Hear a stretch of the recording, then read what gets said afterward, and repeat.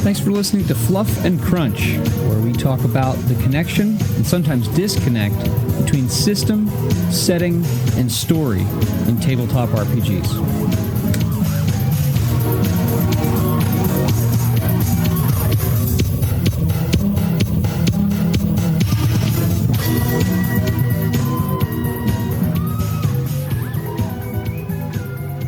Okay, so our third 2D20 rules breakdown, we are looking at truths or traits. Okay? Depending on the game. The reason they have two names, for most of the games, they were called truths, and for some reason in the SRD, they're called traits. And in some things, they're called traits now.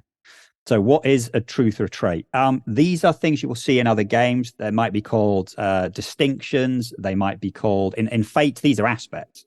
These are straight up, these are aspects. These are tags from a game like that. Any kind of game which has written descriptors of things. This is what they are. So essentially, you normally break them down to three different things.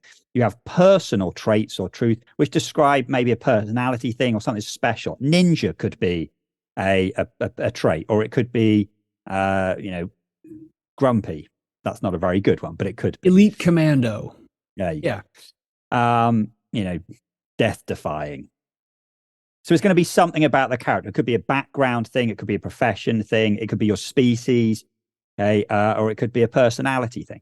That's it. So that's a personality. But it's something that is, it's not just an adjective. It's a bold-faced adjective. Yeah. It's something that is meaningful and special and says something or implies something about what that character's all about, what they might be able to do, and how they might interact with other characters and situations. It's something, it is a descriptor that has that is probably going to have some kind of story and mechanical expression. That's key here. Yeah. So then as well as that, we have location traits. So the examples we've got here: city street, sounds a bit rubbish, rowdy tavern, dense forest. It's something that more than just the location, something that's a bit more about it.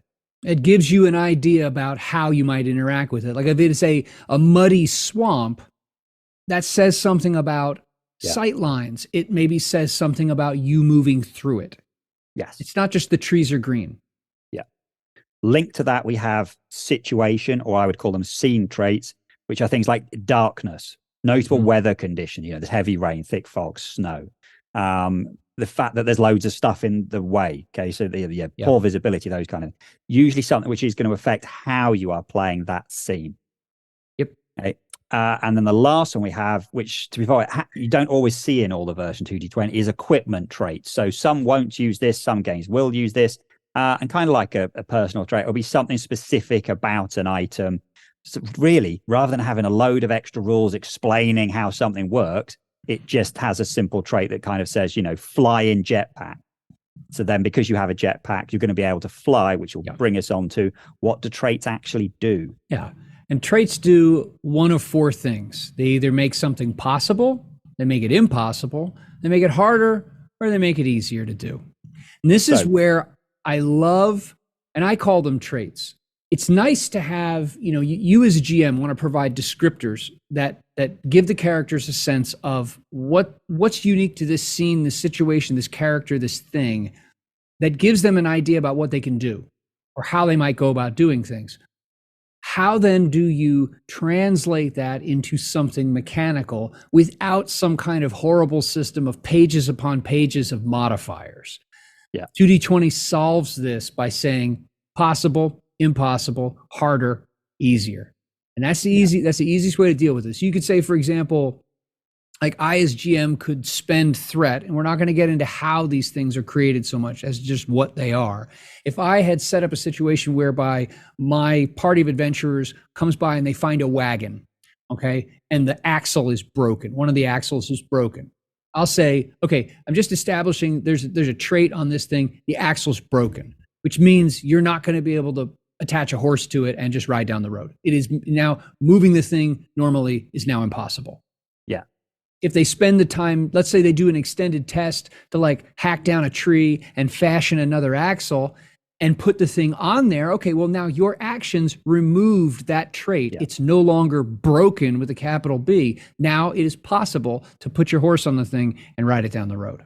And if you go to the example I said earlier, I said jetpack, rather than having a whole bunch of rules, jetpack could simply have a truth of flying. You have a jetpack, therefore you can fly. If you don't have a jetpack, you can't fly because we're not real pigs. simple.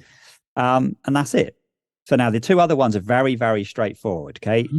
A trait is either going to make something easier or harder. So the examples of most of those weather and terrain conditions and the lighting, darkness and so on, those are all going to make combat, particularly shooting, more difficult.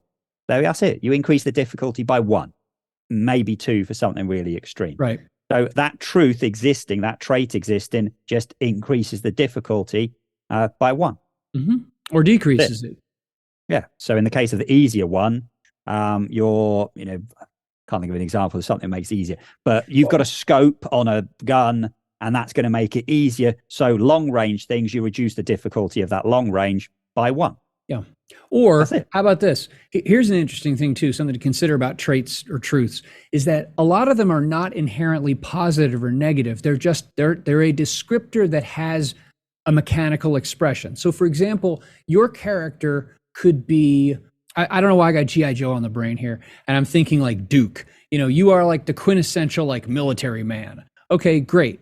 That in social interactions could be helpful in one situation. You go somewhere like, you go to the officers club or like, the retired veterans, club, and that's really helpful. You go to the college campus where there's a bunch of hippies and it's not helpful. So it's just a trait. It's just a thing that is about you or about that character, and the GM and you could adjudicate it differently depending on the circumstances that are around you.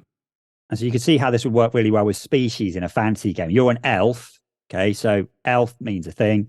If you're in an elf community and you're trying to get help from elf friends, probably lowers the difficulty by 1, or maybe it keeps it the same if everybody else is higher. But you go and talk to some dwarves, those dwarves hate you because you are an elf. Yeah. And so it's going to make things harder. So, it's a very, very straightforward system. So that's it. Okay. That's what truths are. And that's the 4 things they can do. Truths and traits that they either make something possible, impossible, easier or harder. That's it. That's it. Quick bit of advice. Use them. I've seen GMs, and I've done this too, where sometimes you write on file cards.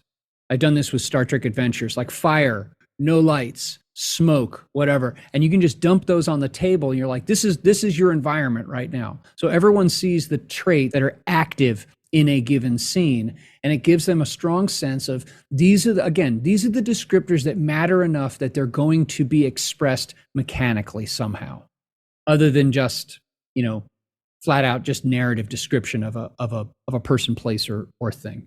Yeah. But like I mentioned right at the start, your very old 2D20 games, Conan, Infinity, Conan doesn't exist anymore, but Infinity, Mutant Chronicles do not have truths and traits. Some of the more recent ones, like Dune, almost rely entirely on truths.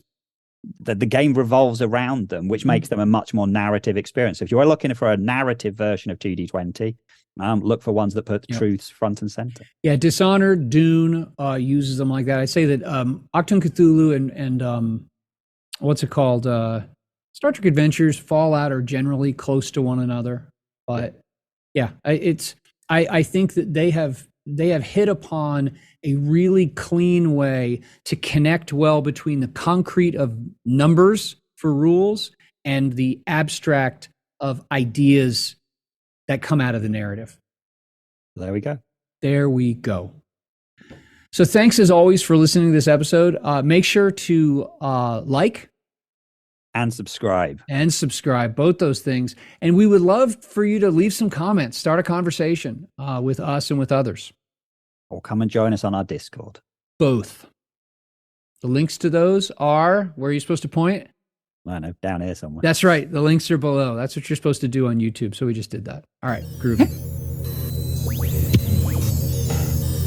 Thank you, as always, for listening to Fluff and Crunch. You can join our Discord. You can subscribe to the podcast. You can subscribe to the YouTube channel, all through the links in the show notes. Thanks again. Have a great day. We look forward to talking with you.